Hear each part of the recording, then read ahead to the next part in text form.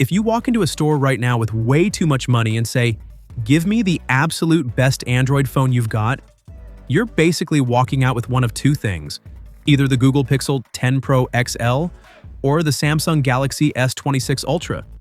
That's it. This is Android's version of the heavyweight title fight. On one side, you've got Google's clean, AI-powered, camera-obsessed flagship. On the other, Samsung's everything but the kitchen sink Ultra that tries to dominate every spec sheet it touches. So if you're stuck between them, let's break this down properly. Starting with design, Samsung has clearly been listening. The Galaxy S26 Ultra finally softens those sharp corners that made older Ultras feel like you were holding a futuristic brick.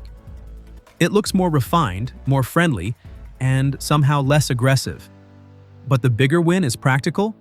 It's lighter and slimmer. At 214 grams and 7.9 millimeters thick, it just feels easier to live with every single day.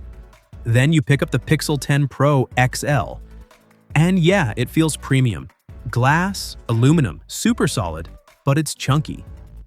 232 grams and 8.5 millimeters thick isn't small, and you do notice it in your pocket. Part of that weight comes from the built-in magnets for Pixel Snap, which means you can snap on MagSafe style accessories natively. That's genuinely cool, but design-wise, it looks very similar to the previous generation. Safe. Familiar? Not exactly exciting. Now the displays, both are fantastic.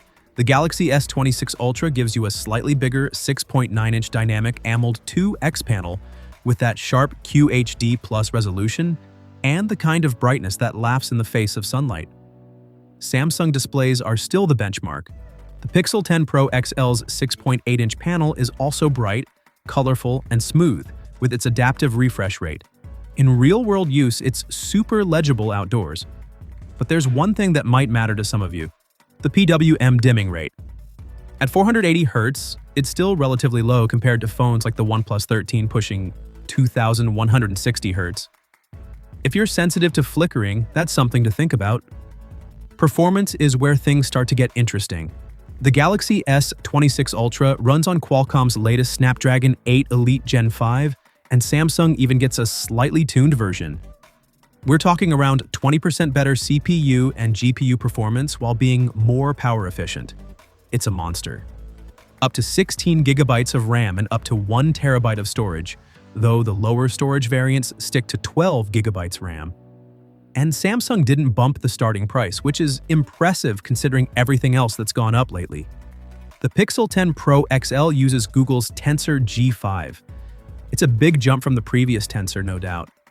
Day-to-day performance feels smooth, and you get 16 gigabytes of RAM across all storage tiers, which is great for future AI features.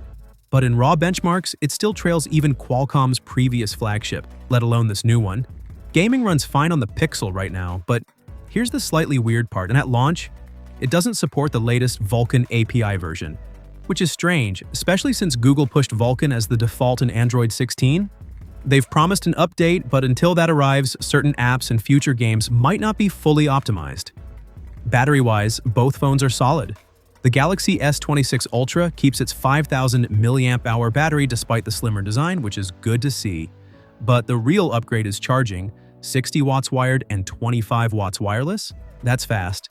The Pixel 10 Pro XL actually has a slightly bigger 5,200 mAh battery and can last noticeably longer than its predecessor.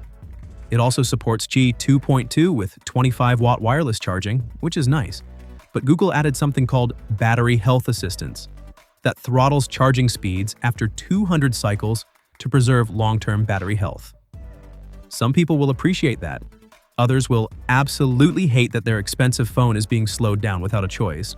Now let's talk cameras, because this is where the Pixel usually flexes. The headline feature on the Pixel 10 Pro XL is ProRes Zoom, which pushes digital zoom all the way to 100 times using AI.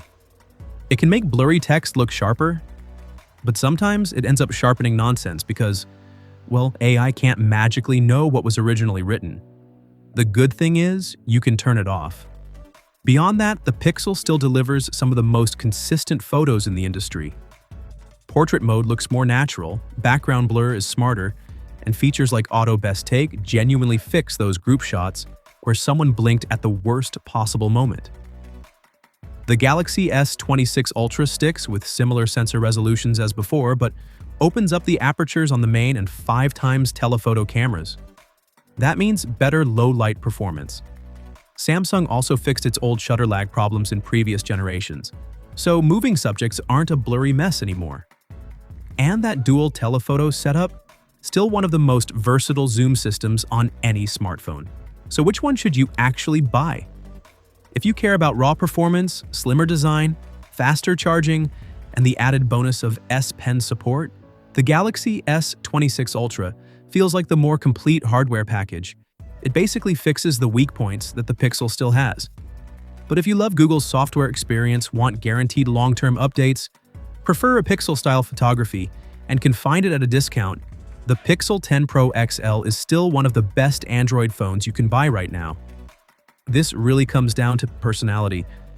Do you want the spec monster that tries to win every category? Or the smarter, AI-focused phone that bets big on software and camera tricks? Now, I want to know what you'd pick if you were spending your own money. Are you Team Samsung Ultra or Team Pixel? Let me know, and I'll catch you in the next one.